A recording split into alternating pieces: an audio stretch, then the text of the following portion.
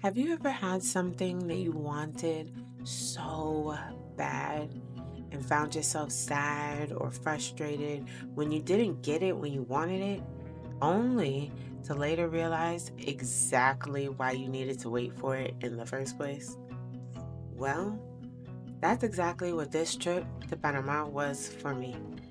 It was something that was long overdue, but happened exactly when it was supposed to.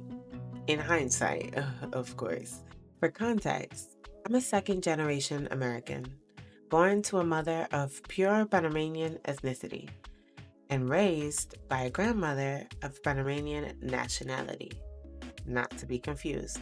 As a little girl, I remember hearing countless stories about our family's history in Panama City to be specific. I painted plenty of pictures in my mind about what life there looked like. I even got small glimpses of it when family would come visit us in the States. Tias and tios, primos y amigos, each coming bearing gifts and a plethora of stories. For as long as I can remember, I always dreamed of visiting the place that we once called home. I can even remember feeling frustrated as a child that we never got around to making our way there as a family. Actually, thinking back on it now, I can't even remember if I actually even voiced my desire to go to anyone in my family. But what I do remember is that there was nothing that I wanted more back then. And here I am at almost 29 years old, finally making my way home. We have a lot to unpack there, but we're way too early in the video. You're just gonna have to keep watching. I knew deep down that this trip would be more than just a vacation. It was something that would hopefully change my life. Spoiler alert, it did just that.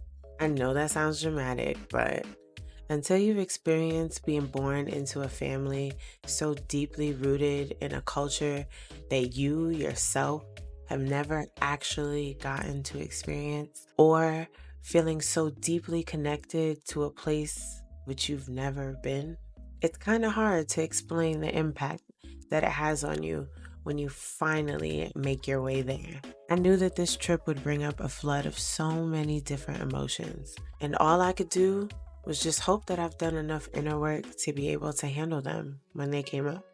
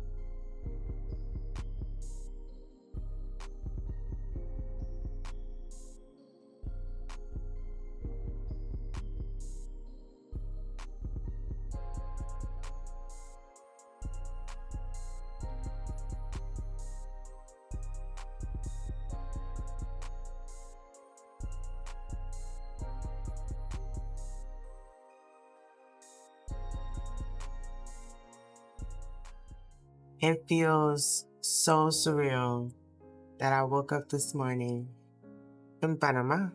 And I know we've only been here for a day, but I have never felt so connected to a place, to people, to a culture like I have in the last less than 24 hours. There are so many emotions, which is exactly why I brought my journal, because I knew that this trip would evoke these type of emotions out of me. And I just want to stay on track. I want to stay on top of them.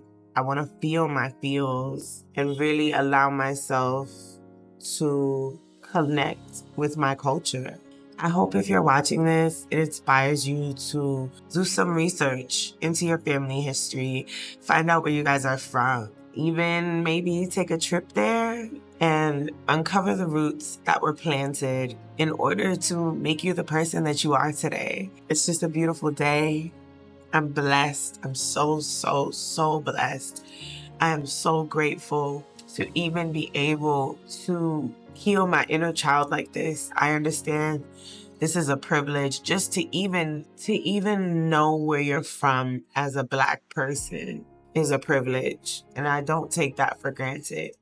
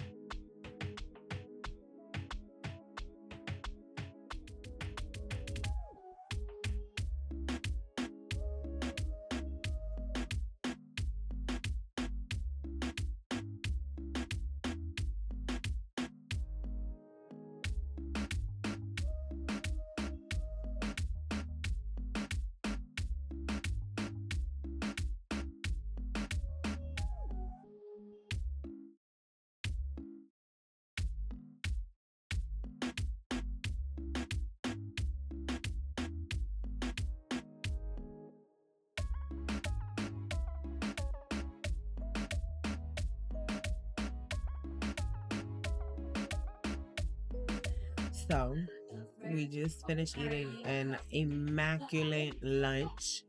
10 out of 10 across the board, but it's my people's, so I knew what to expect. But we stumbled into this coffee shop, and they have like a library, and I stumbled across the secret language of birthdays.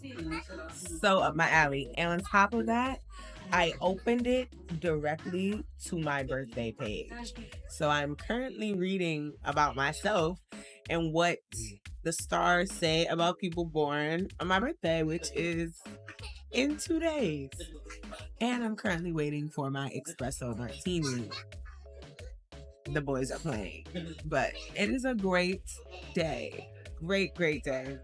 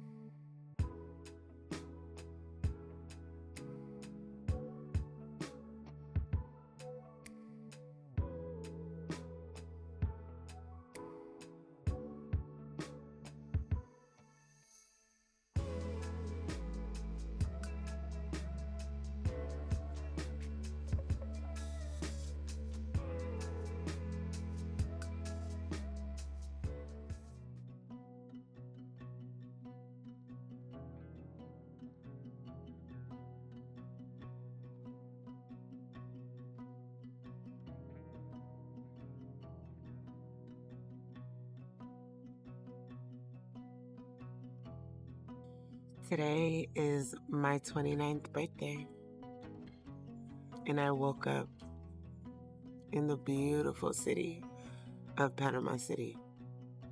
I woke up grateful. I woke up blessed. I woke up in awe. My 20s have truly been the best years of my life yet. This is my promise to myself that the next 365 days will be unapologetically selfish.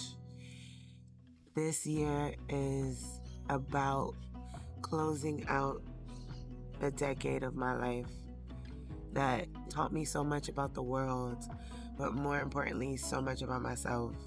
If you're watching this, it gets better, but trying is enough. Don't feel pressured by the things you see on social media. Don't be pressured by the things that your friends or your families may be accomplishing that you are not. In due time, what is meant for you will always find you. So let's go get ready and get this birthday started, shall we?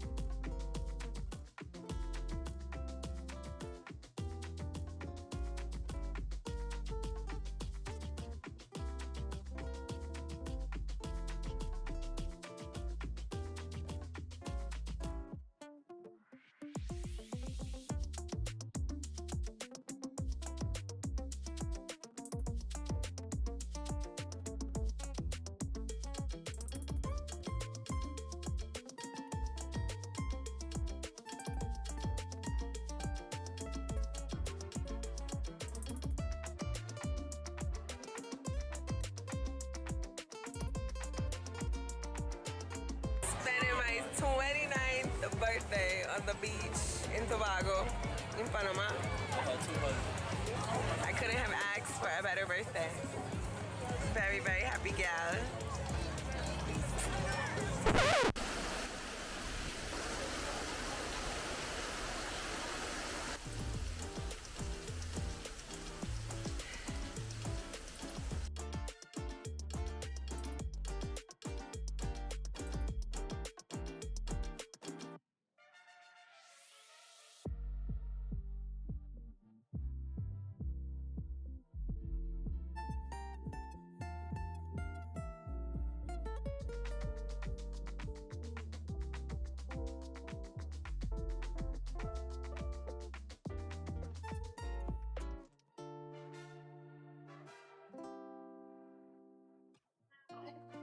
Mom, this one is slow.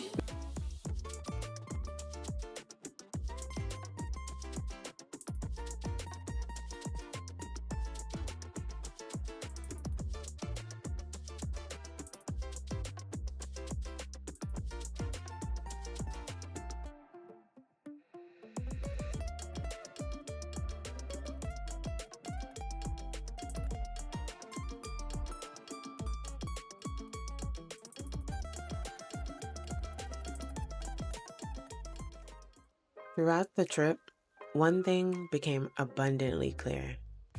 It's pretty complicated being a second generation American. When you're in that position, your grandparents have usually migrated to a country, in my case, the US, for their idea of a better life and more opportunities, not only for themselves, but for their families and future generations, i.e., me. I'm sure it goes without saying that it takes an unfathomable amount of bravery to pack up your family and move to another country. Trust me, I would know. But somehow, for those of us that can relate, our grandparents made things work.